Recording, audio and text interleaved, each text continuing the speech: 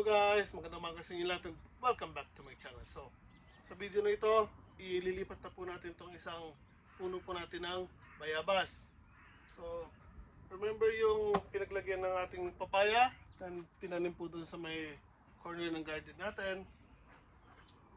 Gagamitin po natin yung lalagyan niya. Kasi ito pong bayabas na to, nakalagay lang po to sa isang timba. So, mapapansin nyo, ang laki niya na po. Kaya ililipat natin sa mas malaking lalagyan. So, samahan niyo ko.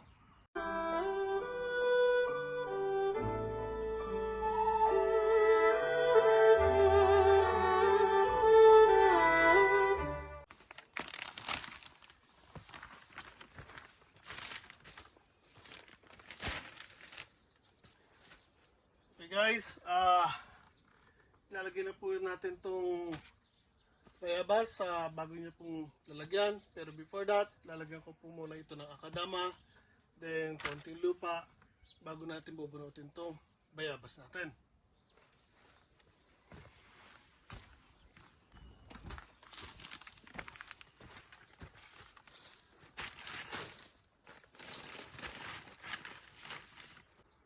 So, ang gagamitin ko pong akadama ay yung medyo malalaki pong size. Hindi po yung tulad ng regular na ginagamit ko na medyo maliit sa bonsai.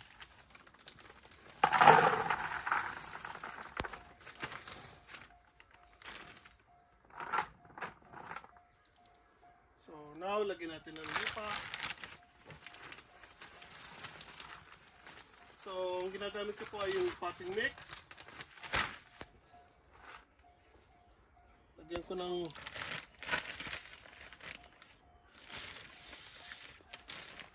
animal manure para may pataba siya.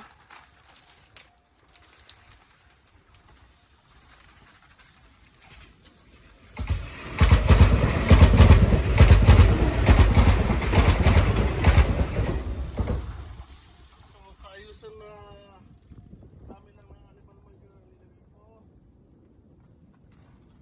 para pag nag-spread out yung ugat niya, may pataba na po siya sa ilalim. And dadagdagan ko pulit ng konti pang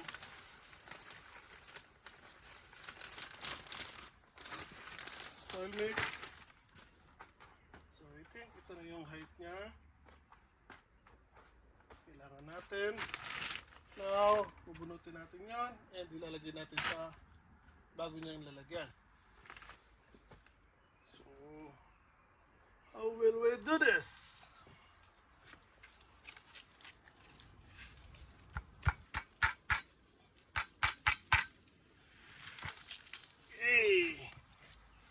Yan po yung bayabas natin. Okay, sakto. Parang sinukat lang.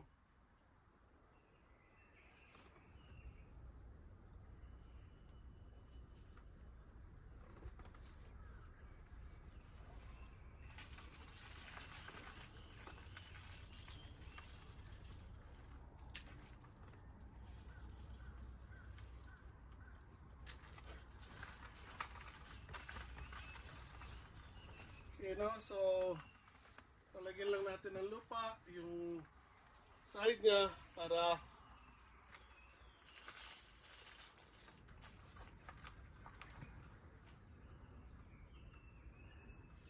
hindi na siya gumalaw. Tingnan niyo po na malapitan. So yan po yung tsura niya now. So, meron na siyang space para mas mag-spread out ng ugat. So, hopefully this year, mas marami po siyang ibunga. And baka today, pipili tayo ng ilang branches na papaugatan natin. Although yung ibang mga dulo dyan ay may mga bulaklak na po ang iba sa kanila. Pero papaugatan pa rin po natin para mas marami tayo na may dispose by the end of the year. And yung iba kasi kailangan kong iuwi sa Pinas. So, again, pupunuin ko lang po yung gap sa side and didiligin po natin siya.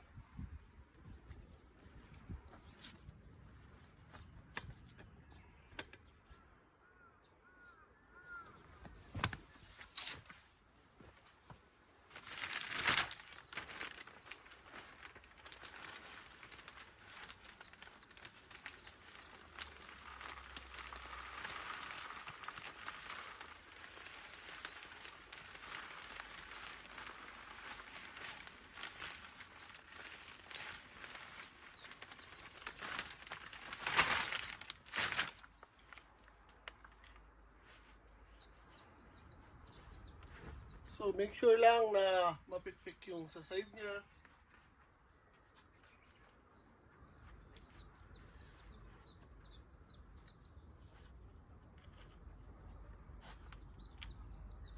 And always remember guys, pag mag-riripat kayo, kung saan yung level ng puno nyo mula sa topsoil niya before, pag niripat nyo po siya, ganun din po.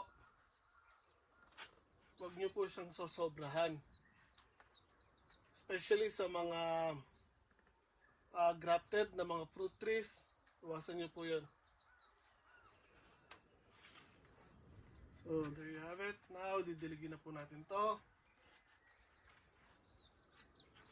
And, pipili tayo ng mga gusto natin paugatan. Or, i-air layer natin.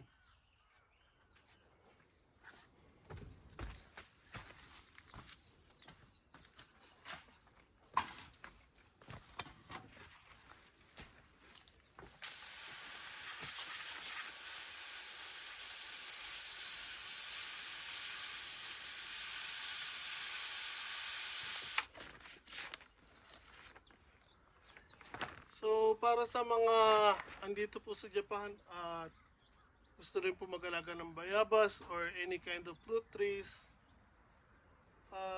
always remember na mas maganda ilagay niyo siya sa plastic container. So, mas madali siyang ilipat-lipat once na mag-winter or bago dumating ang winter, ipapasok niyo sa loob ng bahay. Then, kapag totally mainit na sa lugar niyo, doon nyo lang po sila ilalabas. Again, ilang beses ko na po sinabi to. Huwag nyo po silang ilalabas kapag nakikita nyo mainit na sa umaga pero sa gabi lumalamig pa rin po. Hindi po magugusta ng halaman yun. Maaari pa rin po silang mamatay. So once na pati gabi ay mainit na yung temperature, doon nyo lang po sila ilalabas. So dito sa lugar ko, hanggang April, lumalamig pa rin po minsan sa gabi. And always, April, kung hindi once, twice, nag-i-snow pa rin po. Kahit totally March po ang end of winter dito sa lugar ko, April lagi po nangyayari yan. Nag-i-snow pa po siya once or twice. So ilang beses po nangyari sa akin yan and ilang beses din po ako namatayan ng fruit trees kapag umuwi po ako sa Pinas and yung mga fruit trees ko nasa labas. So pag darating ko or pagbabalik ko ng Japan, namamatay po yung ibang halaman ko. So now, nilalabas ko yung talagang mga medyo sensitibo pa sa lamig pag totally mainit na po sa lugar ko. Naglalabas po ako ng fruit trees tulad ng mga kastanyas, jujube, mansanas.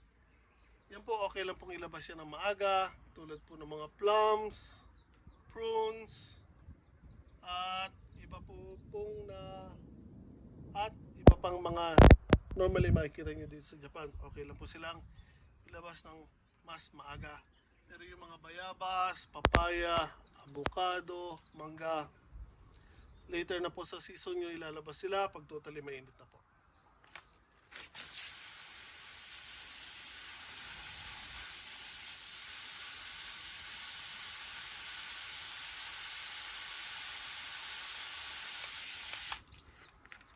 So, ang bayabas ko, again, originally galing po sa Okinawa.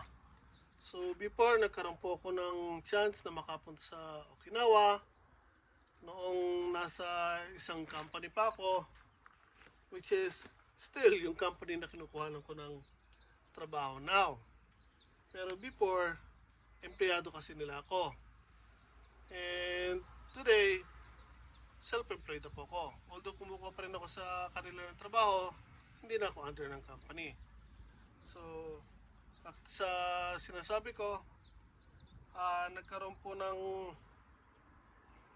Ryoko or yung tour para sa mga empleyado, pinagbabakasyon nila, it's either out of the country or out of town. So, yung grupo ko, nakapunta kami Okinawa. So, sinamantala ko yung pagkakataon na nakapunta ako doon. Namili ako ng ilang fruit trees. Isa na po itong bayabas nito o yung pinagmulan nito. Meron akong mangga at kung ano-ano po yung binili ko. So, again, yung mangga na nabili ko sa Okinawa, sadly, yung po yung sinasabi ko na naiwanan ko ng April. And umuwi po ako ng Pinas. So, that was nung una ko nakuha ang bahay na to. And hindi pa namin iniiwanan yung bahay namin dati sa lugar ko, which is sa Kiryu. And inilipat ko na yung mga fruit trees ko, or karamihan ng fruit trees ko dito, kasi nga unti-unti ko nang nililipat yung mga gamit namin. So, iniwanan ko siya sa labas. Then, umuwi ako ng Pinas.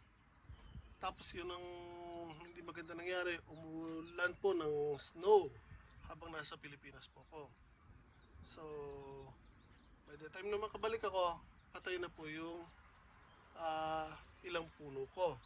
Pati po yung main ng bayabas ko, namatay po yung top niya, pero buti na lang, yung ugat niya po, nabuhay pa. And nung uminit na ulit, nag-sprout out po ulit. So, laking tuwa ko na nangyari yun. So, mula po doon sa nag-sprout out na yun, nakapagparami po ako ng bayabas.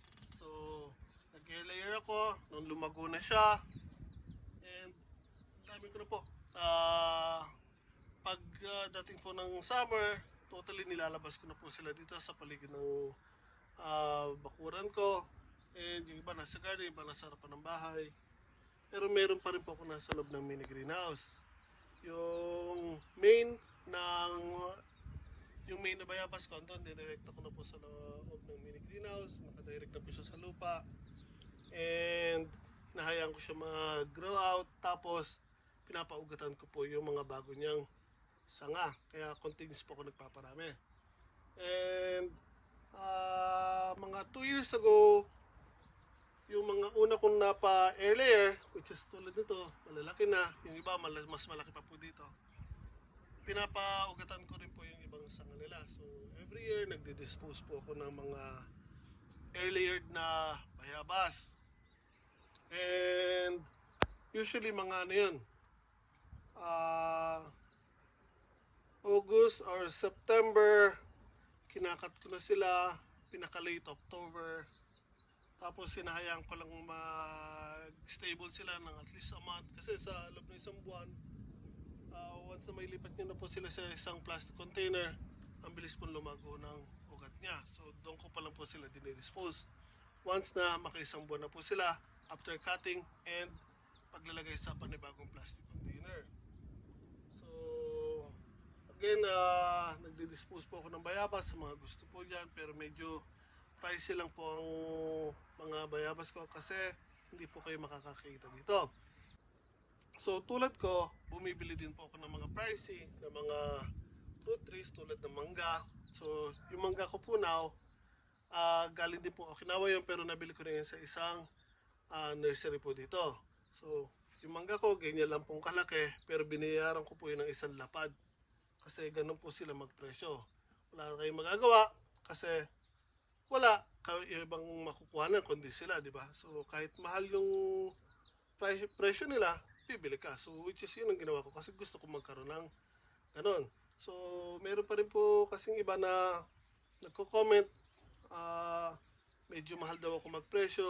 Pero I think nasa reason naman yung pagpipresyo ko sa mga dinidispose ko kasi again, wala kayo ibang mabibilan. Sige, punta kayo sa Okinawa, doon kayo bumili, or through internet.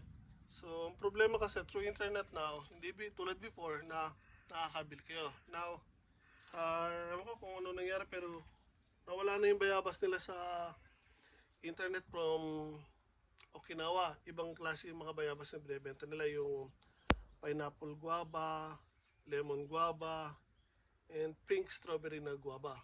So, yun yung maliliit, parang Jolene lang ang size. So, again, ito po, tapos na po tayo mag-repot ng isang bayabas natin. So, iwanan na po natin dito sa labas ito. And, later on, pipili tayo ng ilang branches dyan na papaugatan natin. So, again, ang tulad ng ginagamit ko pong method ay yung plastic cup lang. Ating ko lang sa gitna. Then, iayakap ko sa branch na gusto kong paugatan. Lalagyan ko ng lupa. So, marami akong videos doon.